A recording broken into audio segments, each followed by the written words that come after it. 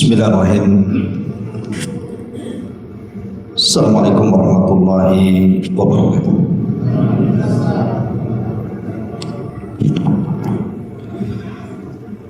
Alhamdulillah. Alhamdulillahilladzi arsala rasulahu bil huda wa dinil haqq liyudhhirahu 'ala ad-dini kullihi wa kafa billahi shahida wa kafa billahi wakila. Asyhadu an la ilaha illallah wahdahu rabbi la syarika lah wa asyhadu anna Muhammadan abduhu wa rasuluhu alladzi la nabiyya ba'da, amma ba'd. Hadirin dan hadirat yang dimuliakan Allah Subhanahu wa taala. Alhamdulillah, di malam hari ini kembali kita bisa duduk di Masjid Pontrenis ini. Salawat dan juga salam kita hadiahkan kepada Rasul kita Nabi besar Muhammad sallallahu alaihi wasallam. Biasa kita mengkaji tafsir surah Al-Baqarah. Malam ini kita selingi dengan tematik biar tidak bosan. Dan malam ini kita akan membahas 8 perkara yang membuat syaitan sedih dan tersakiti. Rupanya setan juga bisa sedih dan bisa tersakiti. Ma'asyiral muslimin yang dimuliakan Allah Subhanahu wa taala, apa saja 8 perkara itu nanti kita akan sebutkan satu persatu. Ma'asyiral muslimin yang dimuliakan Allah Subhanahu wa taala,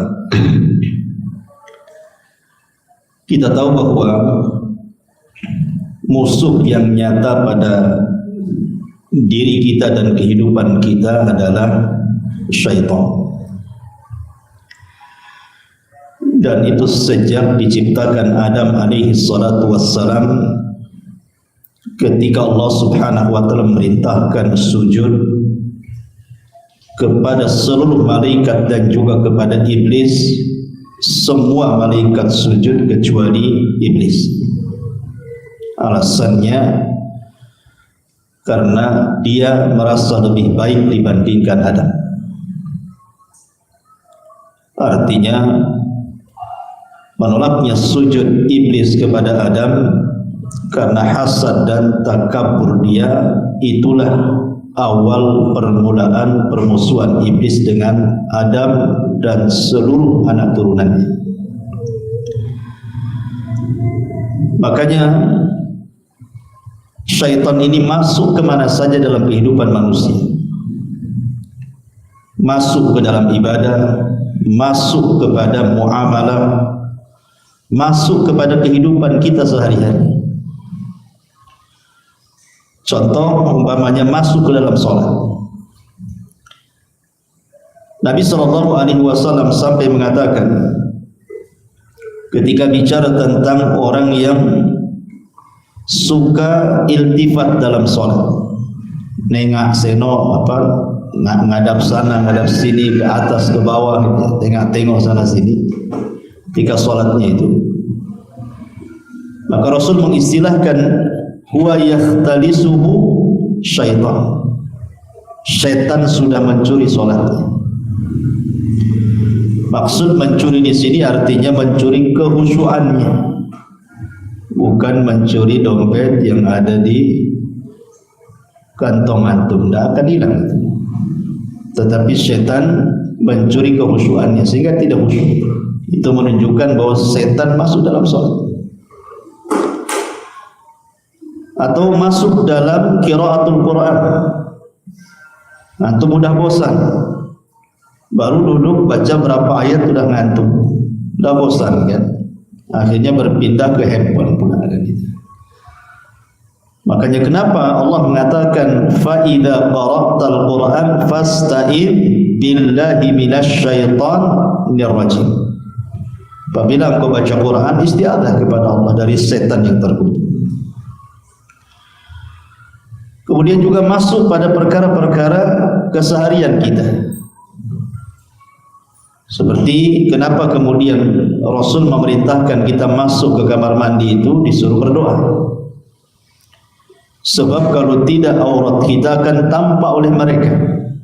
Dan ketika lama-lama tampak, suka pula dia sama kita. Yang disebut dengan jin asyik. Jin yang menyukai manusia itu bahaya. Kadang-kadang juga masuk dalam pembicaraan apabila seorang marah. Setan itu masuk. Makanya lihat orang marah itu mukanya kayak setan biasanya. Kemudian ngomongnya juga nggak jelas orang marah itu. Makanya disebutkannya juga kadang-kadang setan juga, setan katanya. Orang marah kan gitu ya. Setan juga yang keluar. Dia sudah setan, setan yang keluar. Ya. Makanya kenapa Nabi SAW merintahkan kita kalau marah berdiri, duduk, kalau duduk masih marah, baring, kalau masih marah juga wudu, ya kan? Karena kata Nabi SAW, setan itu tercipta dari api dan bisa dipadamkan dengan air. Wudu. Masih marah juga Ustaz, sholat. Masih marah juga, tidur. Tak bisa tidur Ustaz, memang pemarah teman. Udah macam-macam pula masih marah juga. Dan banyak lagi. Termasuk juga masuk dalam tidur antum kan. Antum mimpi jelek itu dari siapa kalau bukan dari setan? Makanya setiap orang yang tidur itu datang setan diikat tengkuk antum itu 3 ikatan.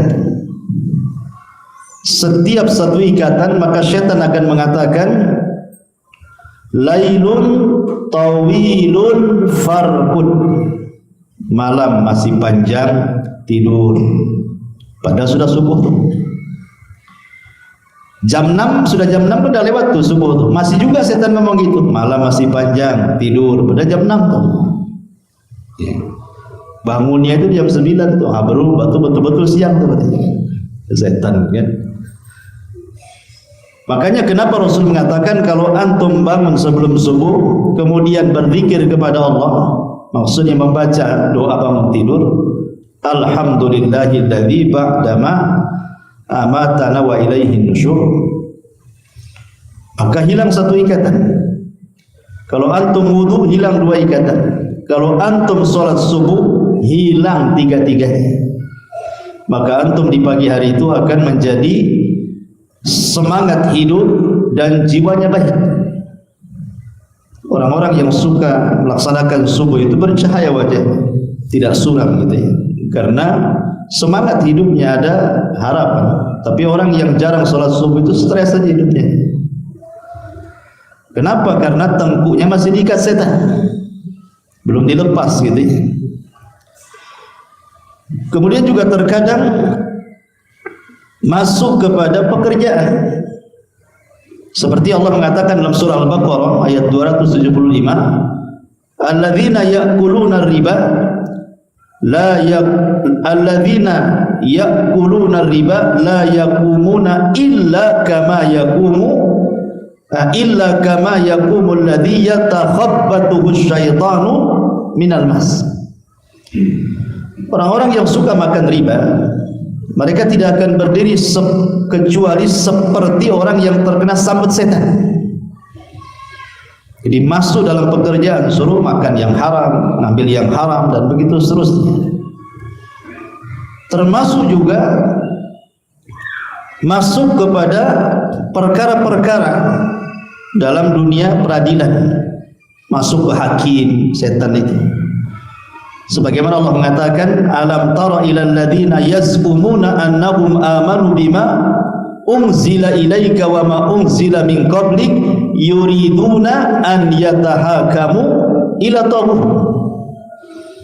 Tidakkah kau lihat orang-orang yang menyangka bahwa mereka beriman dengan apa yang diturunkan kepadamu dan apa yang diturunkan kepada sebelum kamu, mereka menghendaki untuk berhukum dengan hukum taghut selain daripada Quran dan Sunnah. Akhirnya dia memutuskan perkara tidak sebagaimana putusannya. Makanya kenapa hakim itu ada 3, 1 di sorga, 2 di neraka. Yang di sorga adalah hakim yang tahu kebenaran kemudian berhukum dengan hukum kebenaran. Hakim ini di sorga nih kayak gini. Tapi ada hakim tahu kebenaran berhukum pula dengan kebatilan. Ini hakim di neraka. Atau hakimnya jahil karena tidak tahu dia, akhirnya berhukum dengan kebatilan, masuk neraka juga.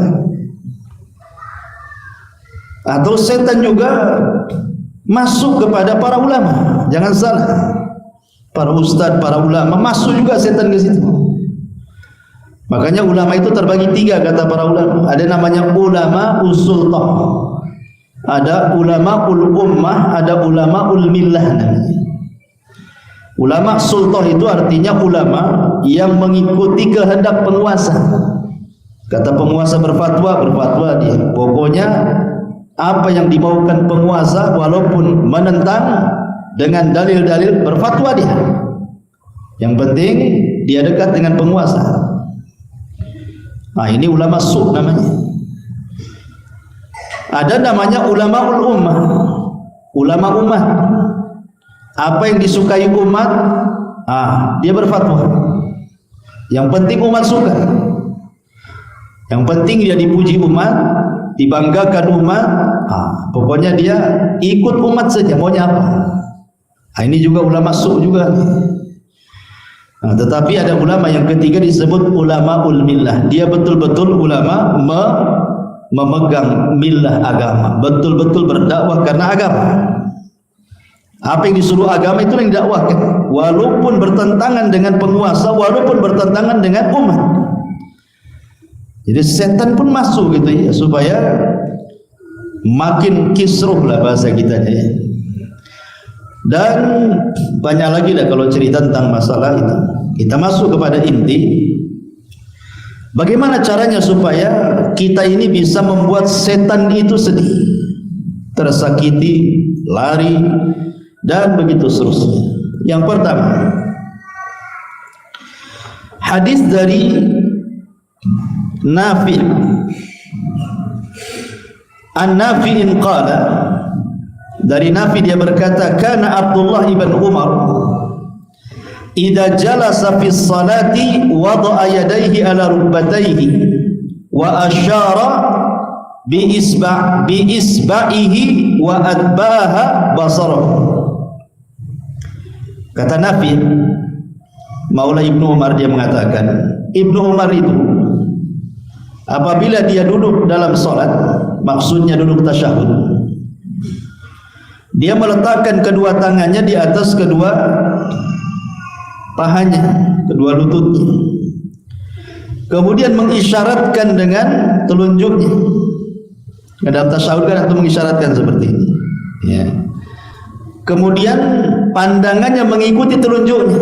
Jadi kalau antum tasyahud, matanya itu bukan ke depan, tapi lihat telunjuk antum. Kalau kita tasyahud itu, kalau lagi berdiri pandang tempat sujud. Tapi kalau tasyahud yang dipandang apa? Ini jarinya ini. Ketika antum mengisyaratkan seperti ini, pandang jarinya. Summa qala, kemudian dia mengatakan, qala Rasulullah sallallahu alaihi wasallam, la hiya ashaddu 'ala syaitan minal hadid. Sesungguhnya isyarat tangan, ketika dia mengisyaratkan seperti ini antum, ashaddu 'ala syaitan, itu sangat menyakitkan syaitan. Jadi syaitan itu tersakiti dengan isyarat telunjuk saat tasyahud. Lebih sakit minal hadid dibandingkan dipukul dengan besi. Ma'asyiral muslimin yang dimuliakan Allah Azza wa Jalla, para ulama seperti dikatakan Mula Ali Al-Qari, beliau mengatakan, kenapa kemudian mengisyaratkan seperti ini ya, itu sangat membuat setan tersakiti. Beliau mengatakan karena isyarat itu adalah al-isyaratu ila wahdaniyati. Karena ketika antum mengisyaratkan seperti ini, kemudian menggerakkan maka itu menunjukkan antum sedang mengisyaratkan tauhid, bahwa Allah itu satu. Ya, satu begitu. Karena ada juga yang tasyahud itu dibawa ke politik. Jadi sampingnya ini calon nomor 2. Jadi kena dukung gini dia. Saya dukung sebelah katanya. Ya. Itu setannya gak tersakiti itu. Yang tersakiti sebelahnya lawannya. Jadi cuma satu saja gini ya, jangan 2. Apalagi 3 pula. Ya. Taib. Kalimat asyaddu ala syaitan minal hadid, kata beliau, idh la yata'athar minal hadid kama yata'atharu minat tauhid. Karena terkadang pukulan dari besi itu boleh jadi tidak berpengaruh kepada syaitan, berbeda dengan pengaruh tauhid, itu bisa menyakiti syaitan. Makanya antum jangan sepelekan soal isyarat telunjuk dalam tasyahud itu, karena itu bisa menampar syaitan dan setan tersakiti. Ya, jangan malas. Ada orang malas gini, ada orang sakit, nggak mau dia gini. Ini sebenarnya masa gini, itu mau apain begini? Gini loh, tunjuk. Jangan malas gitu ya. Taib. Ini yang pertama. Yang kedua, hadis dari Abi Hurairah radhiyallahu anhu. Nabi sallallahu alaihi wasallam bersabda, "Idza qara'a ibnu Adam as-sajdata fasajada, i'tazala asy-syaitanu yabki, yaqulu ya wailah." Wa fi riwayatin ya waili, umira ibnu Adam bisujudi fasajada falahul jannah wa umirtu bisujudi fa abaitu faliyan nar. Dari Abu Hurairah radhiyallahu anhu, Nabi sallallahu alaihi wasallam bersabda,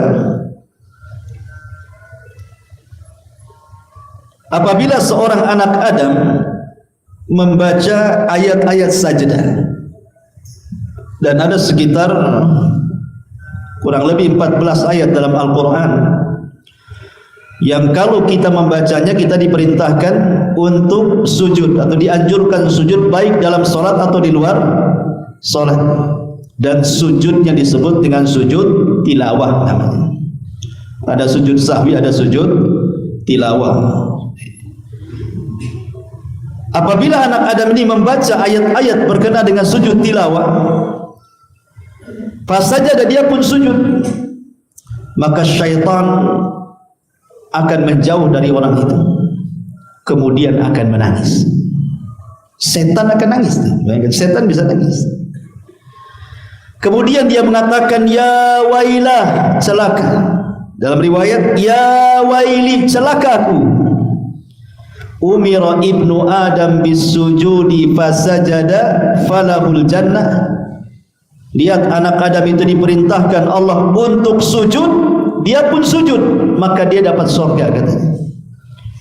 Tetapi aku diperintahkan untuk sujud, fa abaitu, aku pun enggan sujud, faliyan nar, maka Allah hadiahkan neraka kepada. Habis itu dia, setan itu kemudian sedih, nangis. Jadi kalau ingin membuat setan nangis, tersiksa batinnya, perbanyak sujud. Caranya gimana? Ya banyak sholat lah. Karena sujud kan kebanyakan dalam sholat. Perbanyak sholat sunnah. Sholat sunnah kan macam-macam itu. Perbanyak baca Quran. Nanti juga akan melalui ayat-ayat yang berkenaan dengan ayat-ayat sujud tilawah. Nah, begitu caranya kalau ingin membuat tersayat hatinya iblis dan syaitan itu. Banyak sujud. Ini perkara yang kedua. Perkara yang ketiga, hadis Jabir bin Abdullah radhiyallahu anhu.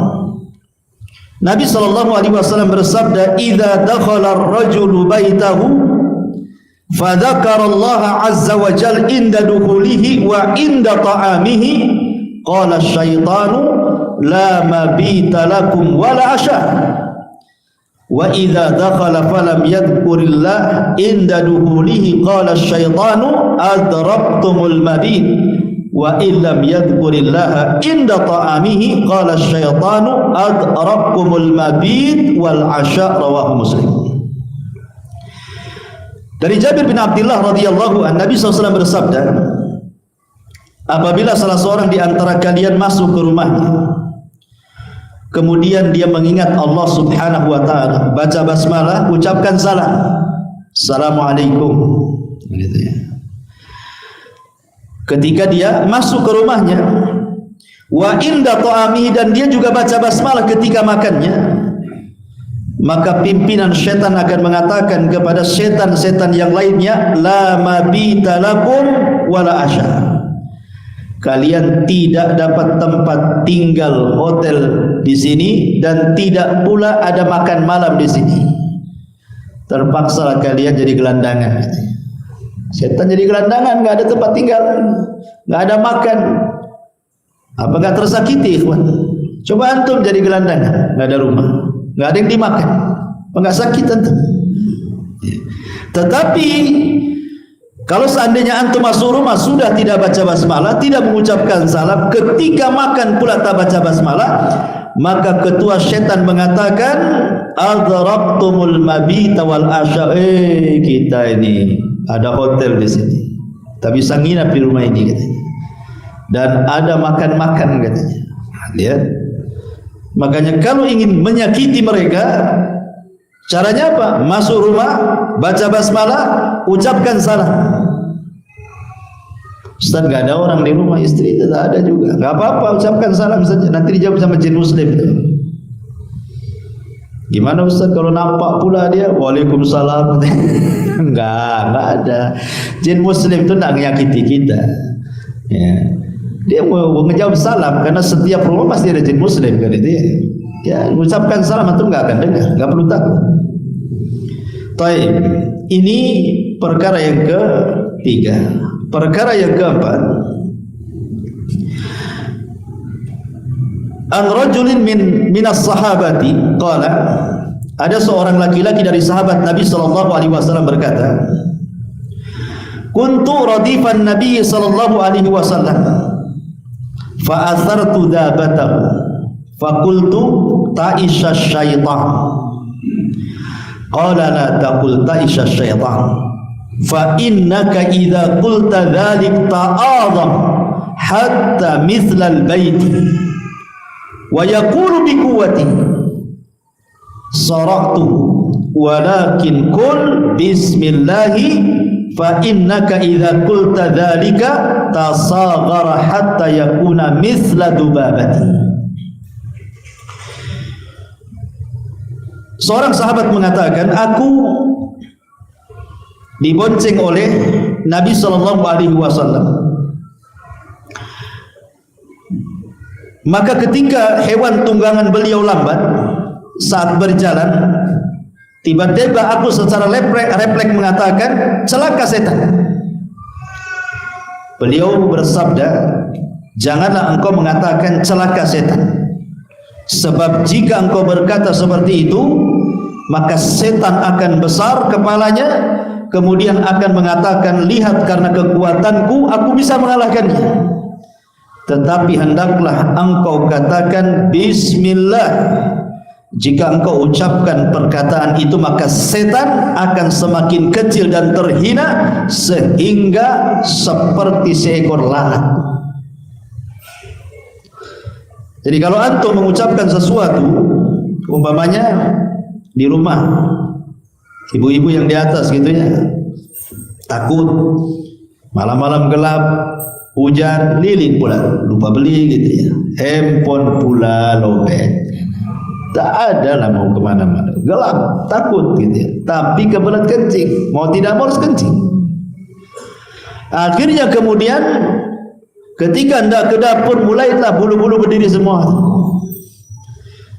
Maka kata Nabi SAW, ucapkan basmalah wala tubali, bismillah, jangan dipedulikan. Cepat masuk kamar mandi, kencing, balik lagi. Sebab kalimat bismillah itu bisa mengecilkan setan. Setan terhina dengan kalimat itu. Kata Rasul, wala tubali, jangan pedulikan. Sebab hakikatnya sebenarnya antara kita dengan setan itu sedang adu nyali sebenarnya. Setan itu takut dengan kita, kita pula takut sama setan. Jadi kita ini beradu nyali itu. Kalau kita takut, setan pula berani. Kalau kita berani, setan pula takut.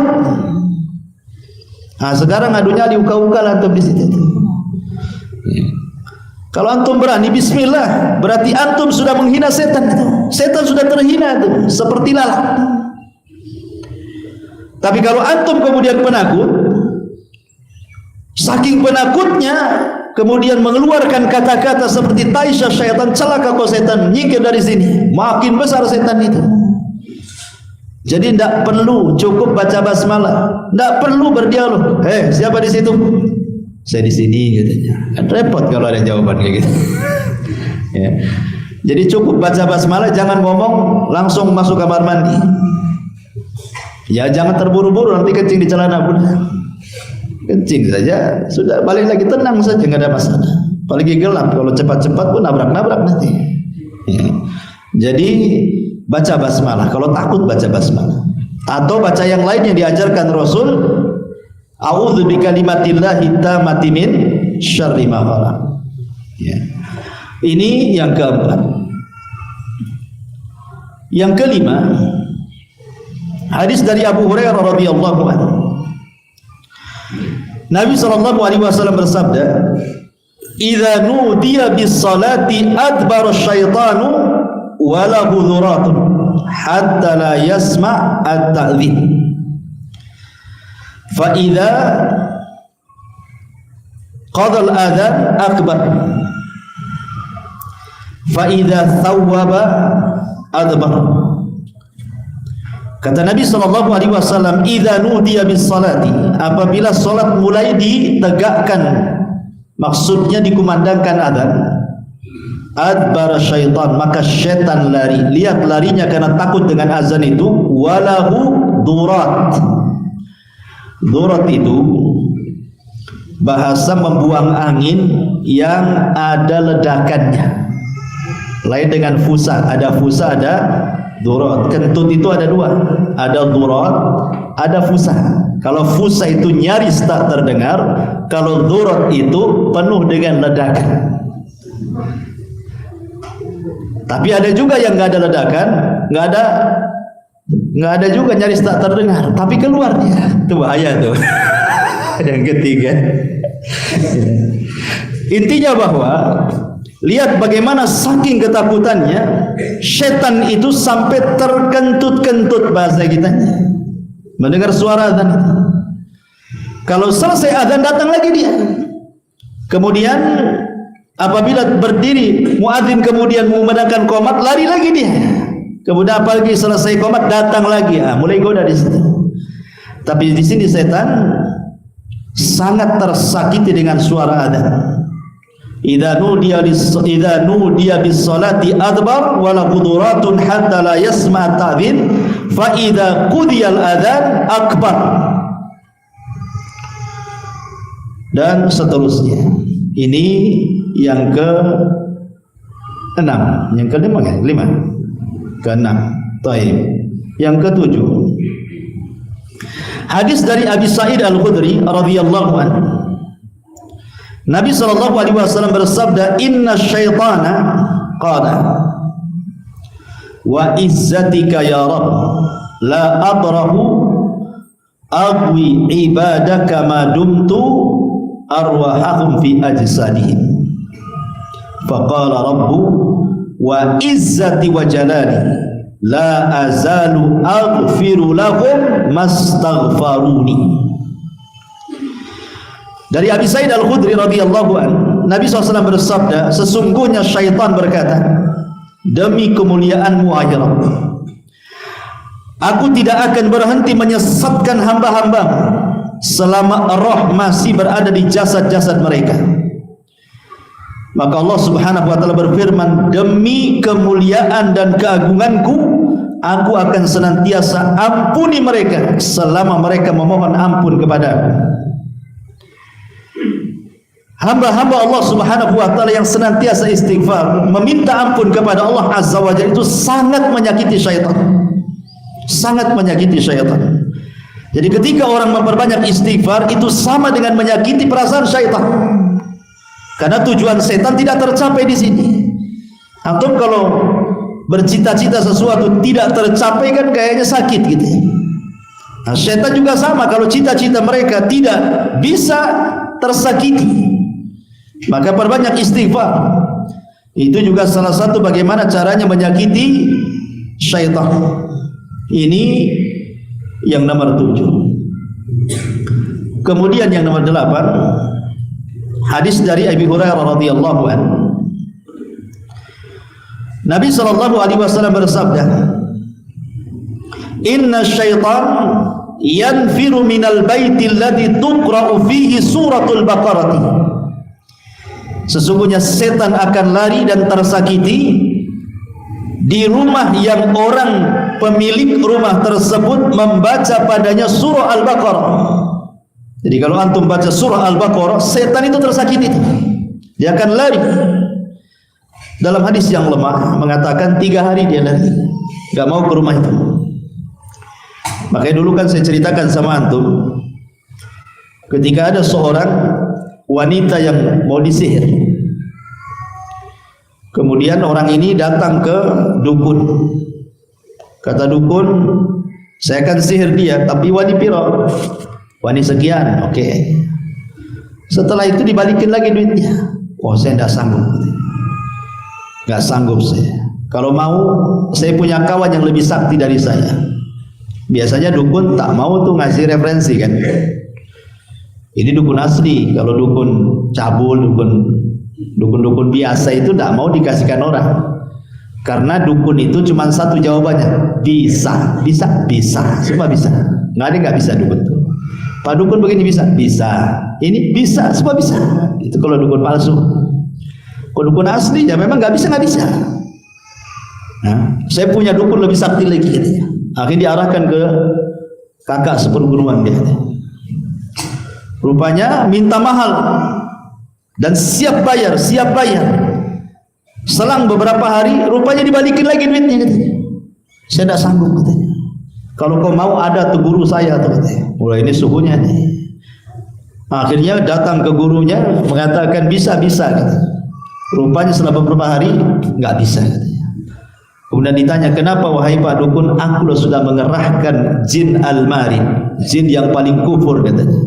Tidak bisa juga menyakiti wanita itu. Kata laki-laki ini, kenapa tidak bisa?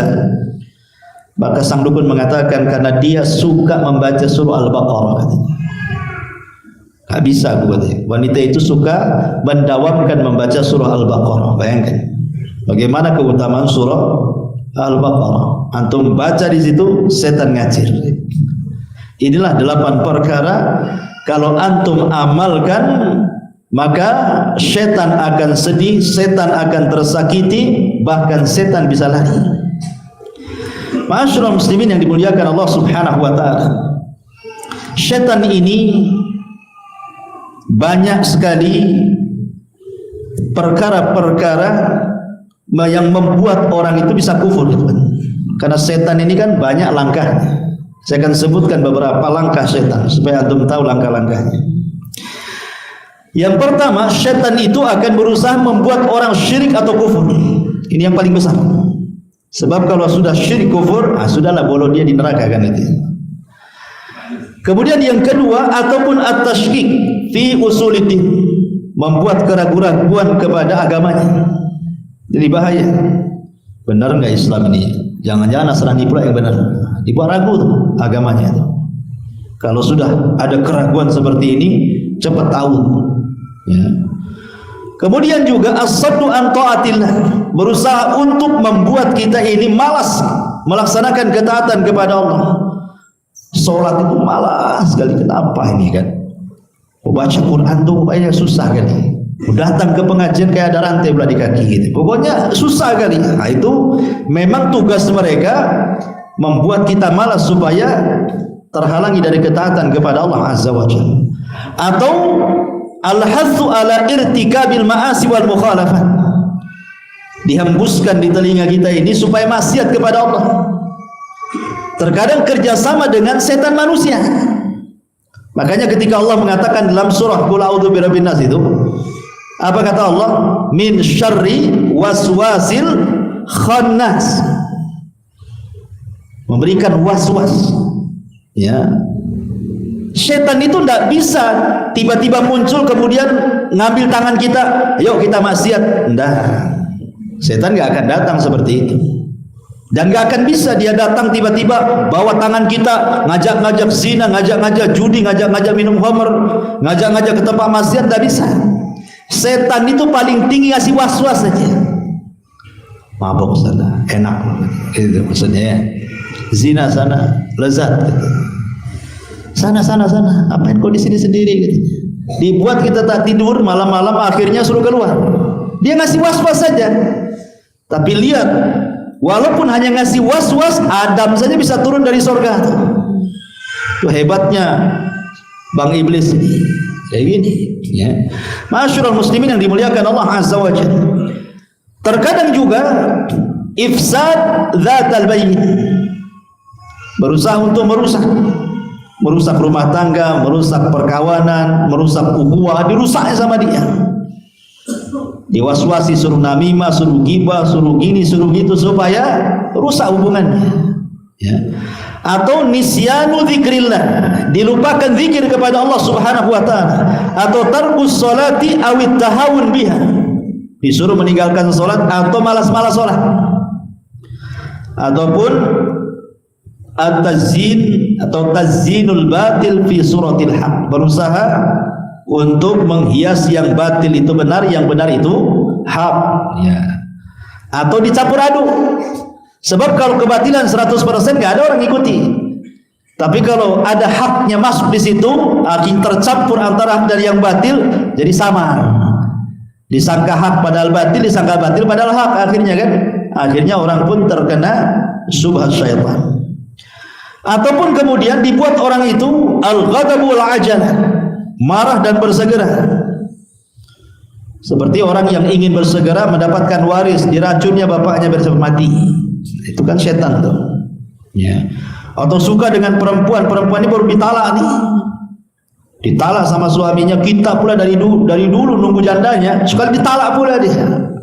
Padahal kan nunggu masa iddahnya selesai, baru antum boleh melamar. Takut dia rujuk lagi sama suaminya, cepat-cepat antum kawini. Enggak boleh. Kalau menikahi wanita di masa iddahnya, justru pernikahannya batal, dan kalau habis masa iddahnya sampai kiamat wanita itu tidak bisa dikawini. Ya, itu namanya manista'jala qabla awani uqiba bihirmani, karena dia bersegera sebelum waktunya, akhirnya diharamkan selamanya. Itulah syaitan al-ajalah gitu ya. Ataupun syaitan ini masuk pada perempuan. Makanya kenapa Nabi SAW mengatakan al-mar'atu auratun fa idza kharajat istashrafaha syaitan. Wanita ini perempuan, wanita ini aurat, kalau dia keluar maka akan dihiasi oleh syaitan. Akan dihiasi oleh syaitan. Ya, nampak dari belakang cantik, sekali nengok udah tua. Kan itu ya. Padahal itu setan ngiasi wanita itu. Ya. Kemudian juga taghyiru khalqillah, dibuatnya orang itu merubah ciptaan Allah Subhanahu wa taala. Badan ditato gitu ya. Alis dicukur pakai spidolnya pula tak permanen. Kena hujan luntur lagi. Gigi dikawat. Nah, sekarang banyak tuh gigi dikawat. Untuk apa gigi dikawat itu coba? Kalau memang giginya renggang, kalau antum makan selalu keluar nasi dari renggangannya itu, tidak apa-apa. Karena asal gigi tidak renggang, tapi gigi dah bagus. Ya, hanya untuk ya kecantikan saja, nggak boleh. Itu merubah ciptaan Allah. Atau uban disemir jadi hitam, itu merubah ciptaan Allah tuh. Biarkan saja, kalau mau menyemir jangan hitam. Pakai warna yang lain gitu, pakai warna pirang kayak kan mantep kayak bule. Kan nggak masalah, jangan hitam. Ya, nggak boleh. Merubah ciptaan Allah itu. Ya. Ataupun syaitan terkadang masuk kepada An-najwa, bisikan-bisikan. Maka kenapa Rasul mengatakan idza kuntum salasatan fala yatajasnani dunal akhar. Kalau antum bertiga, maka yang dua jangan bisik-bisik, nanti suudon yang ketiga itu. Yang dua orang Padang, yang satu orang Sunda pula. Yang dua pula bahasa Padang, orang Sunda tak paham. Ngapa? Nah, jangan-jangan dia ngomongin saya pula kan gitu ya. Maka nggak boleh. Kalau bertiga nggak boleh. Yang dua ini jangan pakai bahasa planet. Kasih tahu, saya ada masalah hafal. Saya harus ngomong berdua. Saya nggak bicarakan antum kok gitu. Nah gitu, izin dulu supaya nggak terganggu dia. Karena setan masuk di situ. Ya, setan itu masuk memberikan was-was. Makanya Rasulullah SAW berusaha menghilangkan was-was. Ketika Rasul sedang bersama Sofia di kegelapan malam, datang sahabat berjalan, tiba-tiba dikencengi jalannya. Kata Rasul, ngapain kalian lari? Katanya, di samping saya Sofia, bukan orang lain katanya. Ya, kata sahabat ini, nggak mungkinlah kami suudzon kepada anda Rasul. Jangan begitu, setan itu masuk di jalan darah loh katanya. Ya. Nah, nanti kalau Rasul tidak ngomong gitu, nanti sahabat ini sudah jauh ngobrol-ngobrol. Siapa lagi tuh, istri udah banyak, masih ada lagi katanya kan. Datang setan, ya kan.